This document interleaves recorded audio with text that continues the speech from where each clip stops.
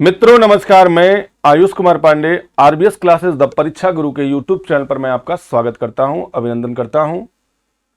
मित्रों, होली आने वाली है और होली का असर अब दिखने लगा है क्योंकि अबीर गुलाल उड़ने लगा है। तो इसी होली के महापर्व के शुभ अवसर पर हम लोग मनोविज्ञान की एक महत्वपूर्ण विषय वस्तु को लेकर के आपके सामने प्रस्तुत हो रहे हैं, जिसमें वृद्धि और विकास के सिद्धांत पर आज चर्चा होगी। और इसकी जो विषय वस्तु होगी उसको पढ़ाने का क्रम पहले बताएंगे, उसके बाद हम लोग इसको कंटिन्यू करेंगे। देखिएगा, सबसे पहले हम लोग बात करेंगे वृद्धि और विकास की। तो यहां पर वृद्धि और विकास बहुत ही महत्वपूर्ण टॉपिक है। सबसे पहले याद रखिएगा, वृद्धि एवं विकास बहुत ही महत्वपूर्ण टॉपिक है मित्रों, ग्रोथ एंड डेवलपमेंट। थोड़ा सा हम इसके इतिहास की बात कर लेते हैं कि ग्रोथ और डेवलपमेंट में इतिहास इसका क्या है। मित्रों याद रखिएगा, वृद्धि और विकास यह एक बाल मनोविज्ञान का सबसे महत्वपूर्ण टॉपिक है। और जब मनोविज्ञान दर्शन का विषय हुआ करता था तो वृद्धि और विकास को एक ही शब्द में, एक ही अर्थ में प्रयोग किया जाता था।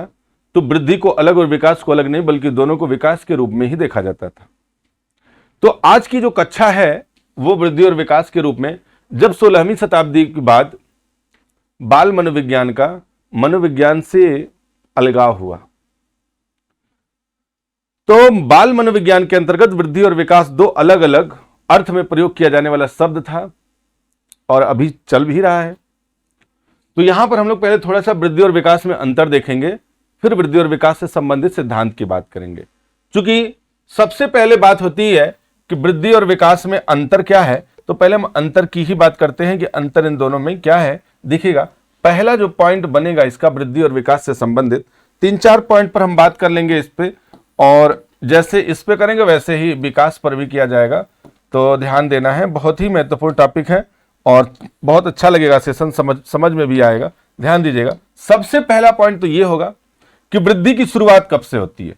तो चाहे विकास की बात हो चाहे वृद्धि की बात हो, यह दोनों गर्भ से ही शुरू हो जाती है। और कब तक चलता है, इसकी सीमा निर्धारित होती है 18 या 19 वर्ष तक चलने वाली यह प्रक्रिया होती है। मित्रों, यह बात आपको समझ में आ रही होगी कि शुरुआत कहां से होगी, गर्भ से होगी, 18 या 19 वर्ष तक।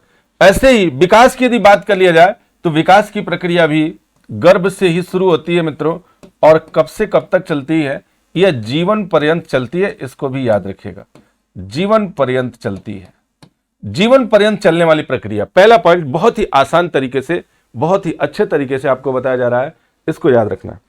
अब देखिएगा, दूसरे पॉइंट में मैं आपको यह बताना चाहता हूं कि जो वृद्धि होती है यह मूर्त प्रक्रिया है और जो विकास होती है यह अमूर्त प्रक्रिया है।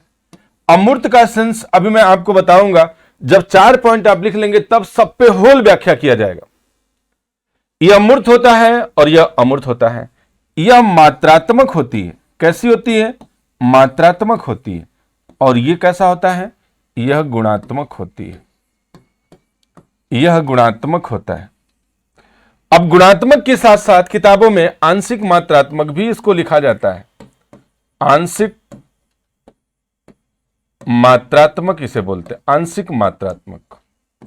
गुणात्मक के साथ साथ आंशिक मात्रात्मक। अब देखिएगा, मैं थोड़ा सा इस पर व्याख्या कर दूं।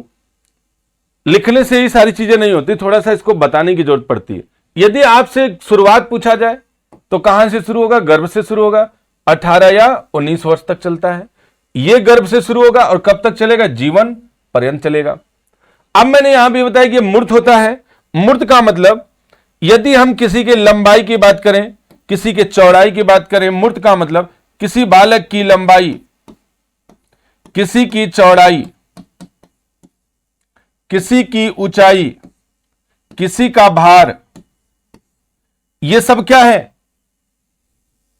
इसे देखा जा सकता है, इसे नापा जा सकता है, इसे तोला जा सकता है। लेकिन आपने यहां पे लिखा कि विकास गुणात्मक होता है।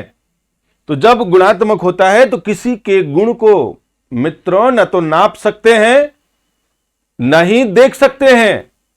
इसीलिए यह विकास की प्रक्रिया कैसी होती है? अमूर्त होती है।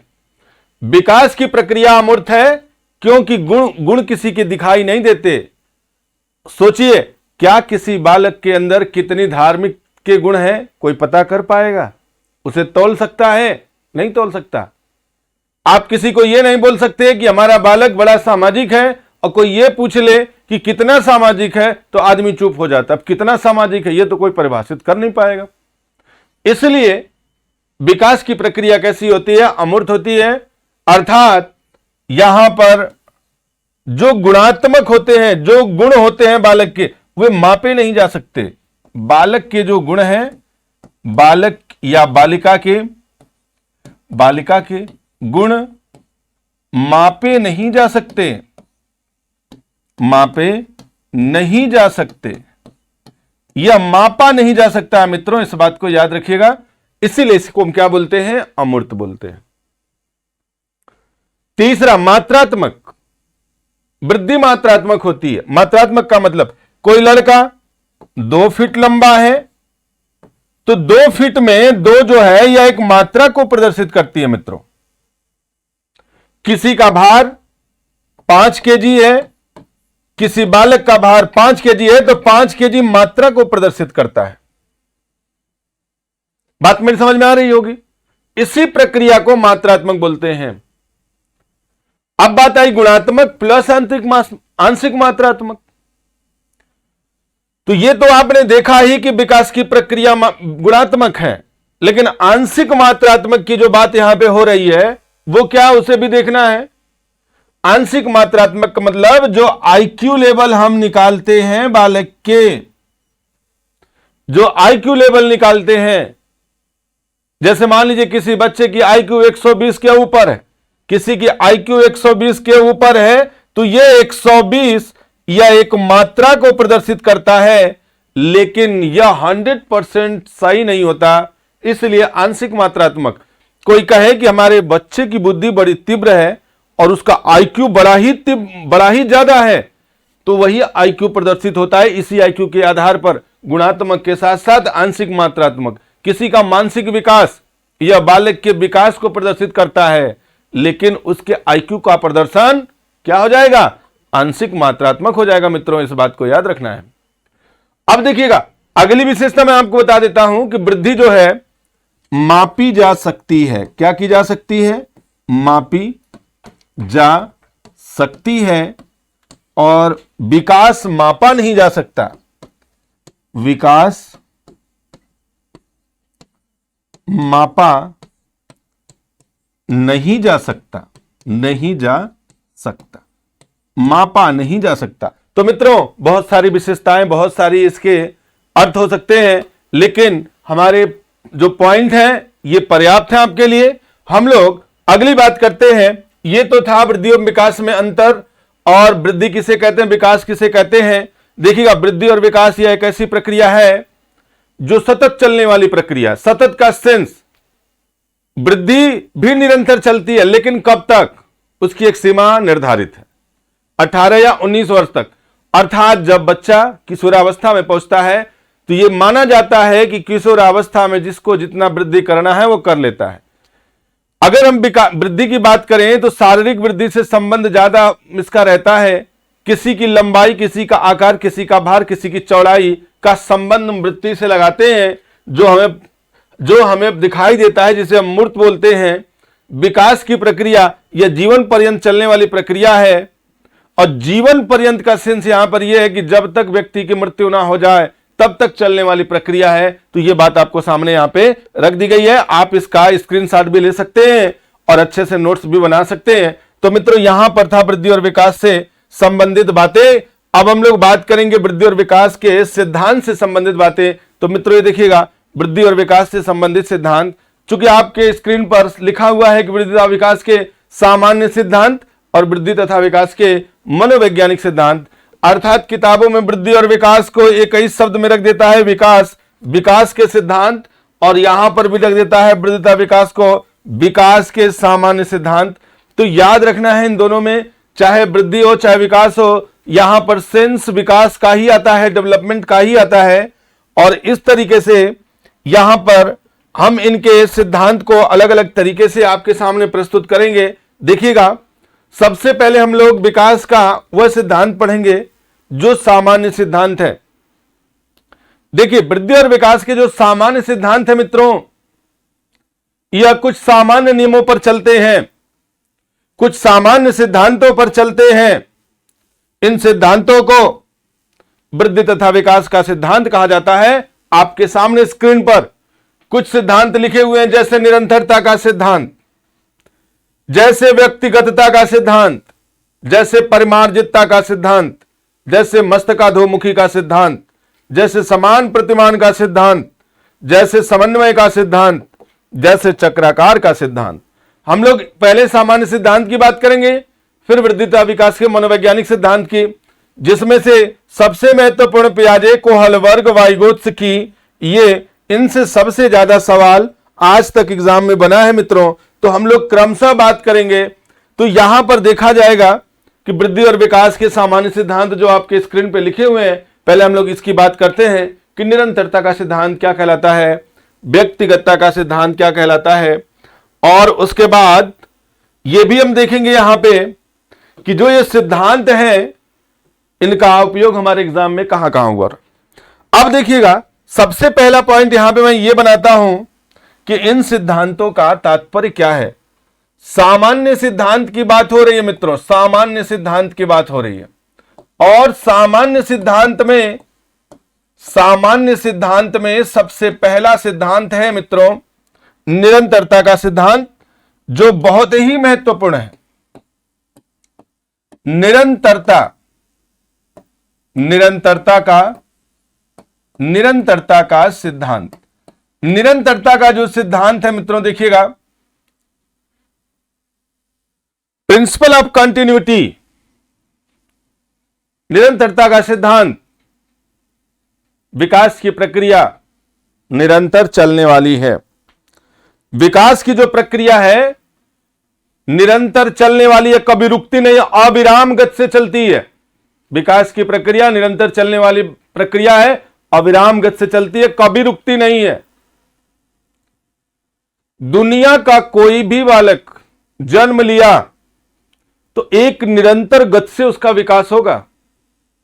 ऐसा नहीं है कि कोई कह दे कि भाई हमारे पास तो बहुत कारोबार है डॉक्टर साहब, मेरे बच्चे का विकास थोड़ा तीव्र करिए, जल्दी करिए, बहुत सारा पैसा दूंगा।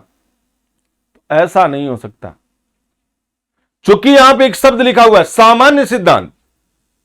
यह ऐसे सिद्धांत है जिस पर वर्चस्व प्रकृति का चलता है, जिस पर वर्चस्व नेचर का चलता है। इस सिद्धांत को किसी मनोवैज्ञानिकों ने नहीं दिया है, यह सिद्धांत बाय नेचर है, सबके साथ एक समान, इसीलिए इसको सामान्य सिद्धांत कहते हैं। यह नेचुरली होता रहता है, सबके साथ होता है। जिनका जन्म हो गया है उनको इन सिद्धांतों का अनुपालन करना ही पड़ेगा, चाहे वो टाटा अंबानी हो, चाहे अडानी हो, चाहे इस देश का प्रधानमंत्री हो, चाहे मुख्यमंत्री हो, चाहे कितना ही बड़ा आदमी हो, चाहे कोई एक गरीब रिक्शा चलाने वाला प्राणी हो, या सड़क पर भीख मांगने वाला व्यक्ति हो, इस सिद्धांत से वो बच नहीं सकता है। इसीलिए इस सिद्धांत को सामान्य सिद्धांत कहते हैं। आप देखते होंगे रोड के किनारे छोटे छोटे बच्चे जो जिनके पास घर नहीं है, झोपड़ी में रहते हैं, उनका भी विकास अमीर घर के बच्चों की तरह ही होता है। ऐसा नहीं है कि किसी के विकास में रुकावट हो जाए। प्रकृति सबके साथ एक समान भाव प्रस्तुत करती है और सबके विकास को एक साथ विकसित करती है। तो विकास की जो प्रक्रिया है निरंतर गति से चलने वाली प्रक्रिया है, यह कभी रुक नहीं सकती। अगर हम बात कर लें थोड़ी सी अवस्था पर, यदि शैशवावस्था का बालक है तो शैशवावस्था में बालक के विकास तीव्र होते हैं। बाल्यावस्था में थोड़ा जो बाल्यावस्था आएगी तो बाल्यावस्था में बालक के विकास थोड़े मंद हो जाते हैं, और जब किशोरावस्था आती है तो किशोरावस्था में यह विकास जो है लगभग पूर्ण हो जाता है, या आप तीव्र बोल सकते हैं।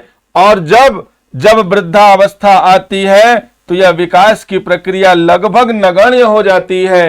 अर्थात यह विकास की जो प्रक्रिया है निरंतर इसी क्रम में चलता रहता है। चाहे समाज का कोई भी बालक हो, समाज का कोई अमीर हो, गरीब हो, सबके साथ यह प्रक्रिया होना है। अगर जन्म हुआ है तो उसको पहले शैशवावस्था से, फिर बाल्यावस्था में गुजरना होगा, फिर किशोरावस्था में, फिर वृद्धावस्था में। कोई ये नहीं कह सकता है कि डॉक्टर साहब बच्चे को हमारे सबसे पहले किशोर बना दीजिए या सबसे पहले वृद्ध बना दीजिए, फिर बाद में उसको बालक बनाइएगा। तो यह सब हो नहीं सकता, क्योंकि यह सिद्धांत कैसा है, सामान्य सिद्धांत का अनुपालन करते हैं।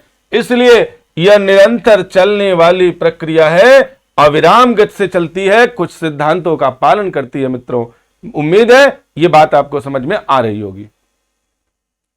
अब इसके बाद हम लोग दूसरे सिद्धांत की बात करते हैं। मित्रों, दूसरा सिद्धांत ध्यान दीजिएगा। दूसरे सिद्धांत की बात हम लोग कर लेते हैं यहीं पे।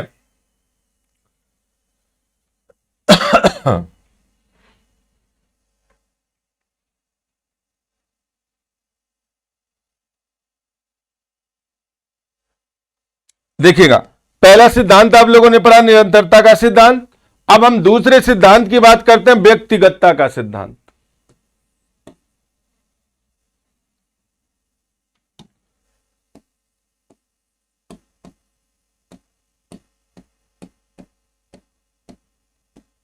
व्यक्तिगतता का सिद्धांत। व्यक्तिगतता का सिद्धांत क्या कहता है? देखिए, दूसरे नंबर पे व्यक्तिगतता ही है। मैंने यहां पर पहले निरंतरता का सिद्धांत आपने देखा था, दूसरा जो है व्यक्तिगतता का सिद्धांत है। हम लोग व्यक्तिगतता के सिद्धांत की बात करते हैं। प्रिंसिपल ऑफ इंडिविजुअलिटी मतलब व्यक्तिगतता का सिद्धांत। देखिए क्या कहता है। जो विकास के सिद्धांत होते हैं मित्रों, हर व्यक्ति के इंडिविजुअल होते हैं, हर व्यक्ति का व्यक्तिगत होता है। दुनिया का कोई भी प्राणी जन्म लिया है तो उसका जो विकास होगा उसका वो पर्सनल होता है। ऐसा नहीं, आप कहीं पर भी पूरे ब्रह्मांड में कोई ऐसा प्राणी आप बता दीजिए कि दो बालक के विकास एक समान हुए हों, कभी नहीं हो सकता। चेहरा एक समान हो सकता है, लेकिन सोचने की क्षमता एक समान नहीं हो सकती।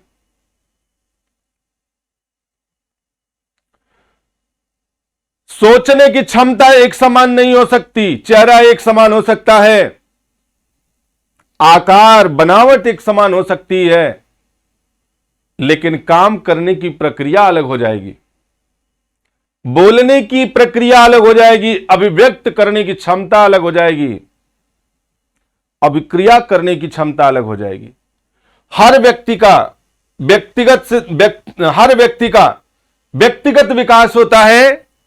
व्यक्तिगतता का सिद्धांत यह कहता है कि समाज का कोई भी प्राणी, चाहे कोई भी हो, उसका विकास कभी भी दूसरे व्यक्ति से या एक बालक का दूसरे बालक के समान कभी नहीं हो सकता।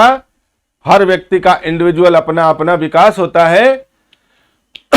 और व्यक्तिगतता का सिद्धांत यह बताता है पूरे संसार का कोई भी दो प्राणी का विकास एक समान नहीं हुआ है।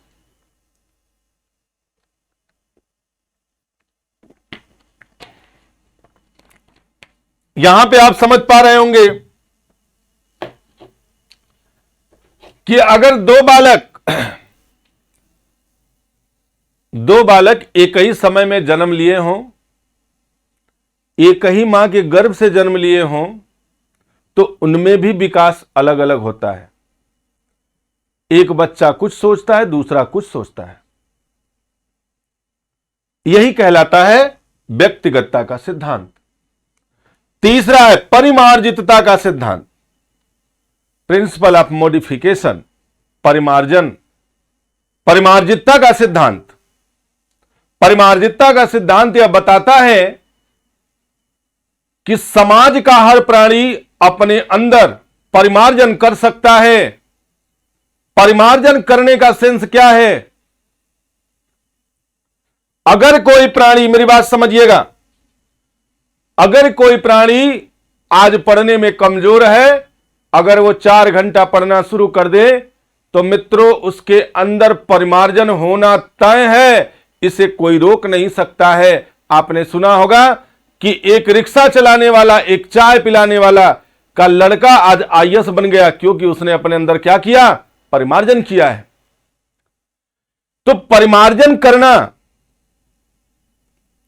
जो चाहे वो कर सकता है। परिमार्जन की प्रक्रिया, अगर हम बढ़िया हैं, अगर हम अच्छे हैं पढ़ने में और हम पढ़ना छोड़ दें तो हमारे अंदर शिक्षा का अभाव हो जाएगा।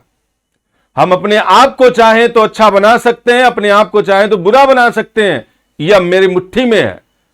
और समाज का कोई भी प्राणी अपना खुला विकास कर सकता है, उसके लिए प्रकृति ने कोई अंकुश नहीं लगाया। प्रकृति ने कोई अंकुश नहीं लगाया है।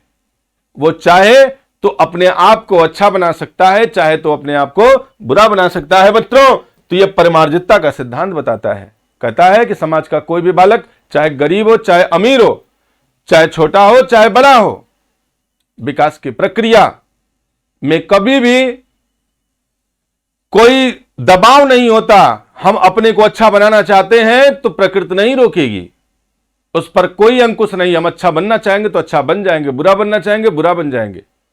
बात में समझ में आ रही है? यह परिमार्जितता का सिद्धांत। अगला, मस्तकाधोमुखी का सिद्धांत। मस्तकाधोमुखी का सिद्धांत यह बताता है कि विकास की प्रक्रिया, थोड़ा सा इसको हम लोग अलग से देख लेते हैं कि मस्तकाधोमुखी का सिद्धांत जो है, इसका मतलब क्या है? मस्तकाधोमुखी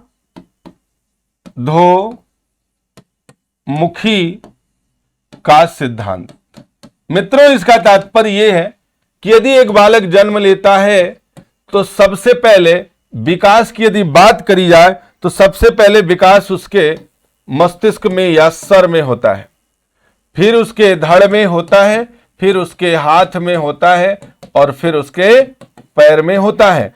यह प्रक्रिया समाज के हर प्राणी के साथ होती है। पहले विकास की प्रक्रिया किधर होगी? सर में, फिर धड़ में, फिर हाथ में, फिर पैर में।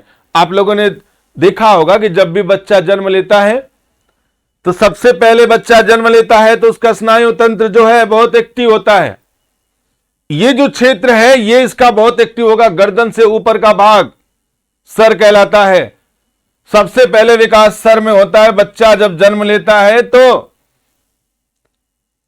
उसके सर मतलब स्नायु तंत्र एक्टिव होते हैं। सबसे पहले बच्चा अपने गर्दन में विकास करता है, क्योंकि उस सबको पता है कि बच्चे को सबसे पहली जरूरत क्या है? मां का स्तनपान करना। मां का स्तनपान करने के लिए उसको गर्दन में जान चाहिए होती है। इसलिए बच्चे का जो विकास होता है वो मस्तिष्क में होता है, सर में होता है। फिर कहां होता है? धड़ में होता है। फिर कहां होता है? हाथ में होता है। और फिर कहां होता है? पैर में होता है। यह विकास की प्रक्रिया संसार के हर प्राणी में, चाहे वो गरीब घर का बच्चा हो, चाहे वो अमीर घर का प्राणी हो, सबके साथ इसी क्रम में विकास होते हैं। आप हर बच्चे को देखे होंगे कि एक सबसे लास्ट में वो चलना शुरू करता है। बच्चा जब जन्म लेता है तो सबसे पहले मस्तिष्क में उसके विकास होता है, फिर धड़ में होता है, फिर हाथ में होता है, फिर पैर में, लास्ट में चलने वाली प्रक्रिया आती है। तो इस तरीके से मस्तकाधोमुखी सिद्धांत यह बताता है कि समाज का कोई भी प्राणी, कोई भी बालक में जो विकास की प्रक्रिया होगी सर से पैर की तरफ होती है। इसी सर को केंद्र बोलते हैं। क्या बोलते हैं? केंद्र से बाह्य की ओर। क्या बोलते हैं इसको? केंद्र से बाह्य की ओर बोलते हैं इसी बात को। मस्तिष्क से पैर की तरफ, केंद्र से बाह्य की तरफ। तो केंद्र से बाह्य की तरफ आपके एग्जाम में पूछ लिया गया मित्रों, इसको भी याद रखिएगा। अब हम लोग अगले सिद्धांत की बात करते हैं। अभी हम लोगों ने किया मस्तकाधोमुखी सिद्धांत की बात, अब हम बात करने जाते हैं समान प्रतिमान का सिद्धांत। समान प्रतिमान का सिद्धांत, यूनिफॉर्म पैटर्न की बात हम करने जा रहे हैं, प्रिंसिपल ऑफ यूनिफॉर्म पैटर्न। समान प्रतिमान का सिद्धांत। समान प्रतिमान का मतलब होता क्या है, पहले तो इसे जान लीजिएगा। समान मतलब सेम। समान का मतलब होता है सेम। समान प्रतिमान का सिद्धांत की बात होगी। समान प्रतिमान का सिद्धांत। प्रतिमान समान प्रतिमान का मतलब होता है कि पादप से पादप, पादप से पादप, जीव से जीव, जीव से जीव, मनुष्य से मनुष्य, मनुष्य से क्या होगा, बालक या बालिका, अर्थात वो भी मनुष्य ही तो है, चाहे छोटा प्राणी हो चाहे बड़ा प्राणी हो, मनुष्य कहलाता है। सेम पैटर्न फॉलो होता है। कोई ये नहीं कह सकता मित्रों कि पेड़ से किसी बच्चे का जन्म हुआ हो, कोई ये नहीं बोल सकता कि किसी जीव से किसी पेड़ का जन्म हो गया, कोई ये नहीं बोल सकता किसी मनुष्य से बिल्ली का जन्म हो गया। ऐसा हो सकता है? कभी नहीं हो सकता। सेम पैटर्न फॉलो होता है, इसीलिए इसको सामान्य सिद्धांत कहते हैं। दुनिया का कोई भी प्राणी, किसी को भी आप ले लीजिए, संसार का कोई भी प्राणी आप ले लीजिए, सेम पैटर्न फॉलो करता है, सेम पैटर्न पे चलता है। पादप से पादप, जीव से जीव और मनुष्य से मनुष्य का जन्म होगा, कुत्ते से कुत्ते का होगा, बिल्ली से बिल्ली का होगा, पेड़ से पेड़ का होगा, जंतु से जंतु का होगा, कीड़े से कीड़े का होगा, मनुष्य से मनुष्य का होगा, मनुष्य से बालक बालिका अर्थात मनुष्य प्राणी का ही जन्म होगा। इसमें बदलाव नहीं हो सकता मित्रों, इसको कोई बदल नहीं सकता है। तो इस बात को याद रखिएगा कि जो यह सिद्धांत है समान प्रतिमान का, यह भी बहुत महत्वपूर्ण सिद्धांत है। ये एग्जाम में कई बार आपके पूछे जा चुके हैं। अब हम लोग अगले सिद्धांत की बात करते हैं। अगले सामान्य सिद्धांत की बात करेंगे, समन्वय का सिद्धांत। समन्वय का सिद्धांत, समन्वय का सिद्धांत, यह भी बहुत महत्वपूर्ण बात है। समन्वय का सिद्धांत,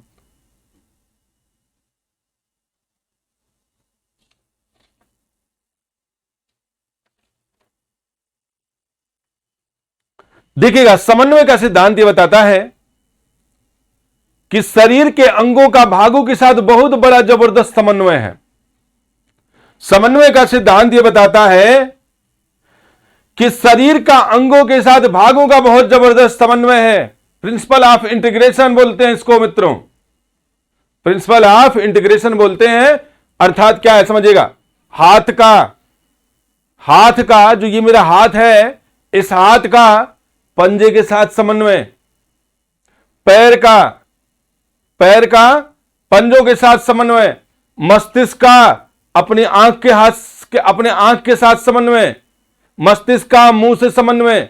जैसे उदाहरण लीजिए, समन्वय का सिद्धांत क्या बोलता है?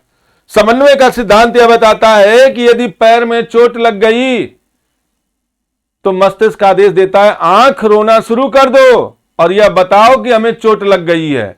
आंख रोना शुरू कर देती है, हाथ पकड़ लेती है, और पैर बेचारा जिसको चोट लगा वो कुछ नहीं कर रहा है। देखिए गजब प्रकृति का समन्वय है।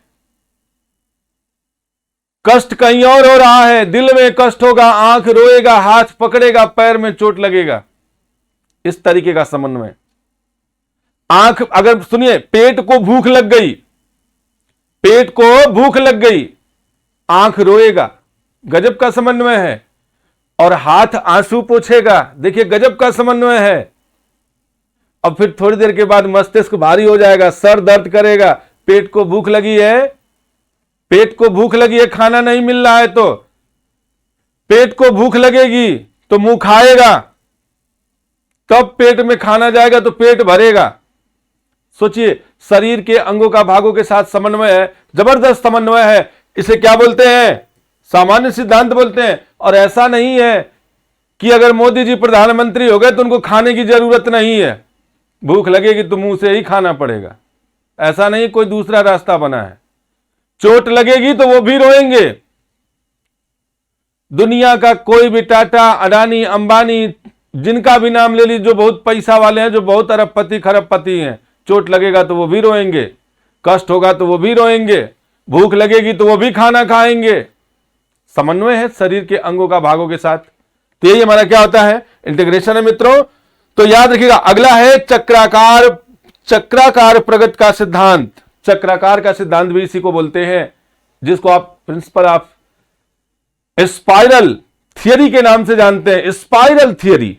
चक्राकार का मतलब समझिएगा, चक्राकार का मतलब होता है विकास की जो प्रक्रिया होती है, कभी तीव्र कभी मंद, कभी तीव्र कभी मंद, इस फार्मूले पर चलती है। तो हम लोग थोड़ा सा इसको पहले साफ कर लेते हैं, फिर बताते हैं चक्राकार की बात। चक्राकार का सिद्धांत यह बताता है, चक्राकार का सिद्धांत यह बताता है मित्रों कि विकास की जो प्रक्रिया है, कभी यह तीव्र, कभी मंद, कभी तीव्र, कभी मंद, कभी नगण्य, इस तरीके से चलती है, जिससे एक चक्र का निर्माण होता है। इसीलिए इस सिद्धांत को चक्राकार का सिद्धांत कहा जाता है। हम लोग यहां पे देखेंगे चक्राकार के सिद्धांत पर कि क्या है इसका मतलब। देखिएगा, बहुत ही मजा आएगा चक्राकार के सिद्धांत को देख करके। चक्राकार का सिद्धांत, चक्राकार का सिद्धांत, यहां पर देखिएगा चक्राकार का सिद्धांत। अब देखिए, चक्राकार का सिद्धांत ये कहता है कभी विकास की प्रक्रिया तीव्र होती है, कभी मंद होती है, कभी तीव्र होती है, कभी मंद होती है, कभी तीव्र होती है, कभी मंद होती है, कभी तीव्र, कभी नगण्य हो जाती है। आप देखे होंगे किताबों में, कापियों में स्पाइरल बाइंडिंग आती है, इस तरीके का विकास। तो यह विकास की जो प्रक्रिया है क्या कहलाती है? चक्राकार कहलाता है मित्रों, इस बात को याद रखिएगा।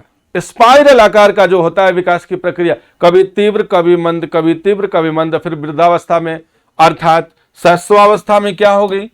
तीव्र हो गई। बाल्यावस्था में क्या हो गई? मंद हो गई। किशोरावस्था में क्या हो गई? तीव्र हो गई, है ना? तो तीव्र हो गई। फिर जब प्रौढ़ा आएगा तो फिर तीव्र के बाद मंद आ जाता है, प्रौढ़ा में क्या हो जाएगा? फिर मंद हो जाएगी। फिर वृद्धावस्था में क्या हो जाएगा? नगण्य हो जाएगी। ये क्रम चलता रहता है मित्रों। तो स्पाइरल थ्योरी इसी को बोलते हैं, spiral theory, principle of spiral theory. तो यहां पर होता है चक्राकार का सिद्धांत मित्रों। तो इस तरीके से सामान्य सिद्धांत या किसी भी प्राणी के साथ, चाहे कोई भी हो, अमीर हो, गरीब हो, रिक्शा चालक हो, एक सड़क पर जीवन व्यतीत करने वाला प्राणी कोई भी हो, इस सिद्धांत से बच नहीं सकता मित्रों। तो इसको याद रखना है, ये हमारे कैसे सिद्धांत हुए? ये हमारे सामान्य सिद्धांत हुए। अब हम लोग बात करते हैं थोड़ा सा, यहां पर मनोवैज्ञानिक सिद्धांतों की बात करते हैं। अब देखिएगा, अगला सिद्धांत है मनोवैज्ञानिक सिद्धांत, और सबसे महत्वपूर्ण पियाजे का संज्ञानात्मक विकास का सिद्धांत। यहां पर हम लोग पियाजे के संज्ञानात्मक सिद्धांत की बात कर लेते हैं। अब देखिएगा, यहां पर जो पियाजे का संज्ञानात्मक सिद्धांत है, पियाजे का संज्ञानात्मक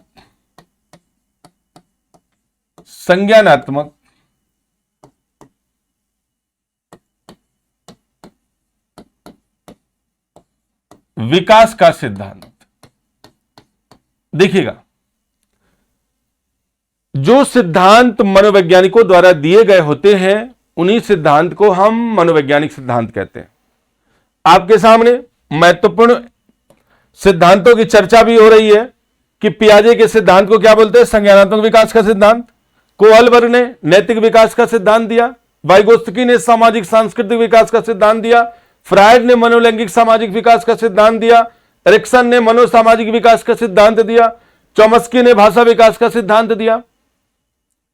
ये हमारे सिद्धांत किसी न किसी मनोवैज्ञानिकों द्वारा दिया गया है, चाहे किसी की भी बात कर लीजिए। बात क्लियर हो रही है? 1 2 3 4 5 6 मनोवैज्ञानिक सिद्धांतों की बात हुई है। अब हम लोग बात यहां पे ये करने वाले हैं मित्रों, यहां पर बात हम लोग ये कर रहे थे कि जो पियाजे महोदय है, पियाजे का जो संज्ञानात्मक विकास का सिद्धांत है मित्रों, यहां पर इनकी 4 अवस्थाएं बताई गई हैं। इनकी 4 अवस्थाएं बताई गई हैं। पहली अवस्था की अगर हम बात कर लें, अवस्था पूछा जाता है कि अवस्था कितनी है। अगर पूछा जाए कि अवस्था कितनी है, तो अवस्था की संख्या होगी 4। 4 अवस्था बताई गई है। और पहली अवस्था संवेदी गामक अवस्था कही जाती है। संवेदी गामक अवस्था पहली अवस्था है। दूसरा, पूर्व संक्रियात्मक अवस्था, पूर्व संक्रियात्मक अवस्था। और तीसरी अवस्था है मूर्त संक्रियात्मक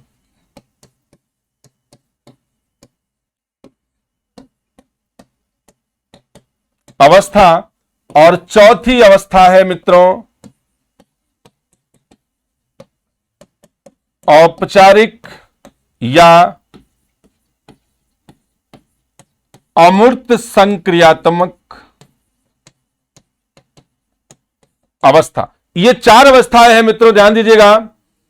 और इन 4 अवस्थाओं की बात हम लोग अब अगली वीडियो में करेंगे, इसका पार्ट 2 आएगा। तो मित्रों ध्यान दीजिएगा, इन चारों अवस्थाओं को हम लोगों को याद रखना है।